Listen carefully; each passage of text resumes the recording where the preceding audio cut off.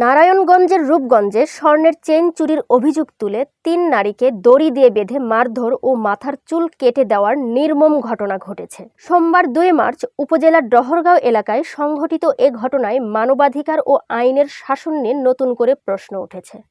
ঘটনার একটি ভিডিও সামাজিক যোগাযোগ মাধ্যমে ছড়িয়ে পড়লে এলাকায় তীব্র ক্ষোভ ও আলোড়ন সৃষ্টি হয়। ভিডিওতে দেখা যায় ৩ নারীকে প্রকাশ্যে বেঁধে রেখে নির্যাতন ও চুল কেটে অপদস্থ করা হচ্ছে, যা স্থানীয়দের বর্বরতা ও আইন বহির্ভূত শাস্তির নগ্ন বহিঃপ্রকাশ বলে মন্তব্য করছেন সচেতন মহল।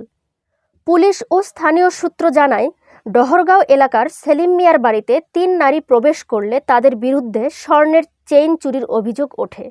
পরে স্থানীয় লোকজন তাদের আটক করে দড়ি দিয়ে বেঁধে মারধর করে। এক পর্যায়ে কাঁচি দিয়ে মাথার চুল কেটে দেওয়া হয়, যা সামাজিকভাবে লাঞ্ছনার এক চরম রূপ হিসেবে দেখা হচ্ছে। খবর পেয়ে পুলিশ ঘটনাস্থলে গিয়ে তাদের উদ্ধার করে হেফাজতে নেয়।